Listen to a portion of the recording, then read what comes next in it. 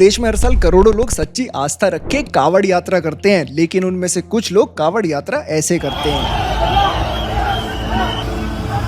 अब एक बार मेरे कहने से अपने दिल पे हाथ रखिए और पूछे खुद से, क्या कावड़ यात्रा का सही में ये मतलब था? बिल्कुल भी नहीं। और शायद बहुत लोगों को तो ये भी ना पता हो कि कावड़ यात्रा करी किस लिए जाती है। तो चलिए मैं आपको बताता हूँ। ये बात है उस समय की जब देवता और दानव इस बात पर आमने सामने आ गए कि दोनों में से स्ट्रॉन्गेस्ट कौन है। इस सवाल का जवाब ढूंढने के लिए श्रावण मास में मंदार पर्वत पर वासुकी नाग को लपेटकर समुद्र मंथन किया गया और समुद्र मंथन में 14 पवित्र चीजें निकली, जिसमें से पॉइजन भी एक था। ये पॉइजन इतना ताकतवर था कि धरती पर सब कुछ खत्म कर सकता था। इसीलिए देवता और दानव को भी ये समझ नहीं आ रहा था कि इस पॉइजन का क्या करना है। फिर ऐसे में लॉर्ड शिवा आए और उन्होंने इस पॉइजन को अपने गले में रख लिया, जिसकी वजह से उनका गला नीला हो गया और भगवान शिव नीलकंठ कहलाए। लेकिन जो ये पॉइजन था वो इतना स्ट्रॉन्ग था कि उसके असर को कम करने के लिए माँ पार्वती और देवताओं ने उन्हें गंगा जल ऑफर किया और तब से ही श्रावण मास के दौरान भगवान शिव को गंगा जल चढ़ाने की परंपरा चली आ रही है। कावड़िए एक बांस के दोनों तरफ मिट्टी के घड़े लटकाते हैं और फिर गौमुख, हरिद्वार और सुल्तानगंज से गंगा रिवर का पानी भर के 12 ज्योतिर्लिंग और अपने आसपास के शिव जी पर चढ़ाते हैं। लेकिन पानी भरने के बाद घड़े को जमीन पर रखना अलाउड नहीं होता और नंगे पांव पैदल यात्रा पूरी करनी होती है। पर आज के इस मॉडर्न टाइम में कुछ लोगों ने कावड़ यात्रा को एंजॉयमेंट का बस एक जरिया बना दिया है।